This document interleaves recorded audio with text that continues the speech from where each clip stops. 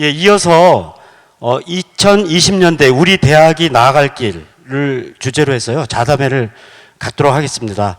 자담하시는 총장님들께서는 앞에 좌석으로 지금 이동해 주시길 부탁드리겠습니다. 예, 그렇습니다. 예, 회장님 사회를 부탁드리겠습니다.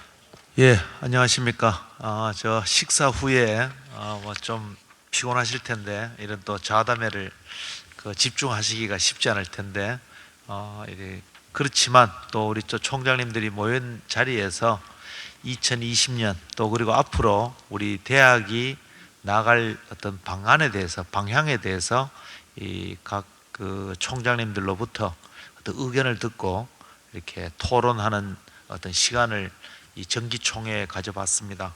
그래서 각 아까 방금 설명하신 대로 뭐 국공립대학, 사립대학, 또 수도권 지역, 그다음에 저 소규모 대학 등등으로 해서 대학별로 총장님들을 모시고 또 흔쾌히 또 응해주신 총장님들께 감사를 드립니다. 자담회라고 하지만 좀 뭐 효과적으로 이렇게 의견을 듣기 위해서 여기에 순서대로 있는데요. 저는 좀 나중에 말씀드리고 우리 김영섭 부경대 총장님, 김수갑 총장님, 정진택, 김상호, 양보경, 박종구 총장님 순서로 약 한 5분 정도 의견을 듣는 그런 시간을 갖고 시간이 남는다면 어떤 주제에 대해서 좀 토론 형식을 좀 가져볼까 생각합니다. 먼저 이 김영섭 부경대 총장님 말씀을 좀 듣겠습니다. 예, 부경대학교 김영섭입니다. 우리가 늘 2020년이 되면 2030 발전 계획을 세우고 그러는 것 같습니다. 2020년은 큰 뜻을 세우고 멀리 내다볼 수 있는 첫 출발이 되는 매우 뜻깊은 해라고 생각을 합니다. 이러한 뜻깊은 해에 우리 고등교육이 어떻게 발전해 가야 될까? 대학별로도 계획을 많이 세우게 되겠지만 우리 고등교육 대학 전체가 어떤 방향에 중점을 두고 가는 것이 좋을까 하는 것에 대해서 같이 이 지혜를 모으는 그런 중요한 시간이 되어야 된다고 봅니다. 다 아시는 것처럼 과학기술이 워낙 발전을 해서 이제 좀 있으면 AI가 인간의 지능을 넘어서는 시대가 온다, 임계점이 온다, 그렇게들 예측을 하고 있습니다. 융합을 넘어서 이제 초연결 시대다, 이런 이야기도 하고 있습니다. 근데 제가 총장을 7년 반 하면서 들은 이야기, 빅데이터 분석을 하면 대학 평가 이야기를 가장 많이 들었을 것 같고요. 재정 문제, 그 다음에 학령 인구 감소 문제, 이런 문제를, 이런 단어를 가장 많이 듣지 않았나 하는 생각이 듭니다.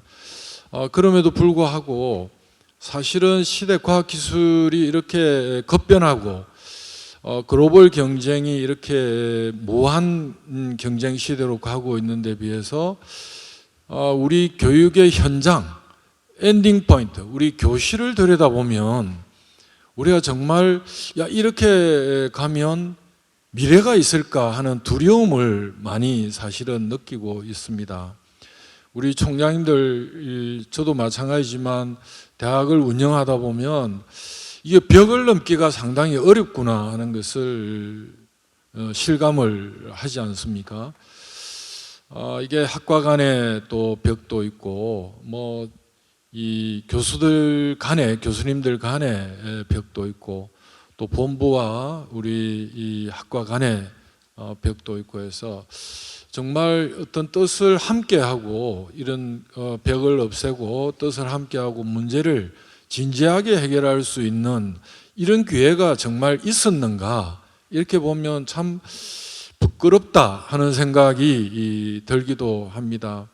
저도 국립대학 총장협의회 등을 통해서 각 대학에서 혁신을 했다는 보고서를 이렇게 보면 수박 그달기씩 보여주기식 혁신 내용만 수록되어 있다고 봅니다. 정말 학생이 원하고 또 국가 사회가 원하고 글로벌 경쟁을 리딩할 수 있는 이런 혁신은 정말 일어나고 있느냐, 우리 교육 현장에서. 여기에 대해서는 상당히 저는 비관적으로 보고 있습니다. 그래서 작년 말에 금년부터는 정부에서도 첨단 인력 양성 사업을 이렇게 발표도 하고 있는데, 이런 내용을 우리 교무회의나 학과장님들 모아놓고 얘기하면 먼 나라 이야기로 치부를 하고 있다는 느낌을 많이 받습니다.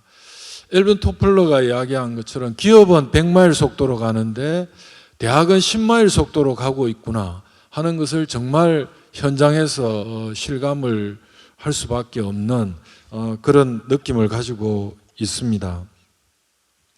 그래서 저는 이게 또 총장님들, 우리 지역에서 부울경 총장님들하고도 대화를 해보고 이렇게 하면, 총장님들은 분명한 의지를 가지고 있음에도 불구하고 이것을 어떻게 해야 될까 하는 데 대해서 방법을 잘 모르겠다, 이런 것의 어떤 문제에 대해서, 그렇다고 우리 대교육 같은 데서 컨설팅을 해주는 것도 아니고 그 현장 문제는 대학이 알아서 하는 거 아니냐, 이렇게 되어 있기 때문에 아무리 총장님들이 의지를 갖고 있더라도 실제 실행을 통해서 성과를 내기까지는 상당히 불가능한 입장이 아닌가, 그런 생각이 들고 있습니다.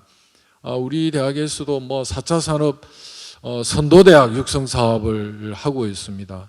거의 한 달에 한 번씩 이렇게 가보는데 외형은 많이 바뀝니다.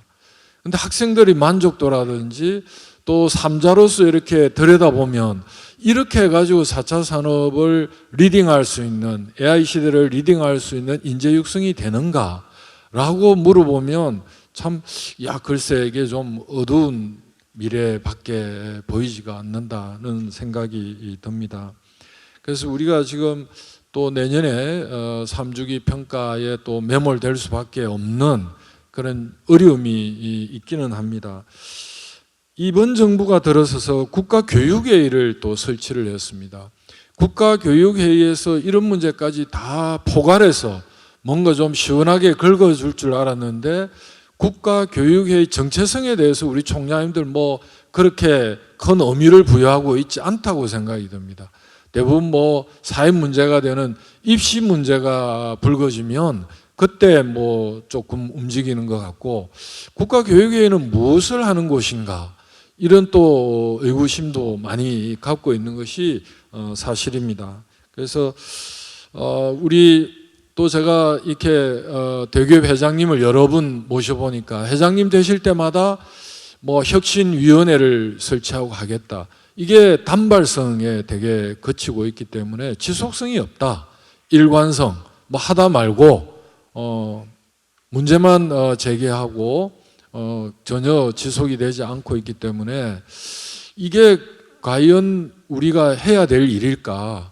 그래서 앞으로 좀 어떤 정부가 들어오든지 간에 대교협이 좀 중심이 되어서 교육 현장이 바뀔 수 있는 한국 고등교육 혁신 위원회도 좋고, 거기에는 우리뿐만 아니라 기업에서 또 외국에서 전문가들을 좀 초빙을 해서라도 우리나라 고등교육이 AI 시대를 맞이해서 컨텐츠를 어떻게 하고 시스템을 어떻게 해야 되는지 빠른 시일 내에 우리가 좀 이렇게 노력을 하고 뛰어야만 따라갈 수 있지 않을까. 제가 어느 통계를 보니까 OECD 국가 중에 그게 지수로 되어 있는 것은 아니지만 4차 산업 혁신 능력이라 할까, 중하위권에 가 있더라고요. 그게 아마 대학에서 혁신이 일어나지 않기 때문에 그렇지 않은가 하는 느낌을 갖고 있습니다.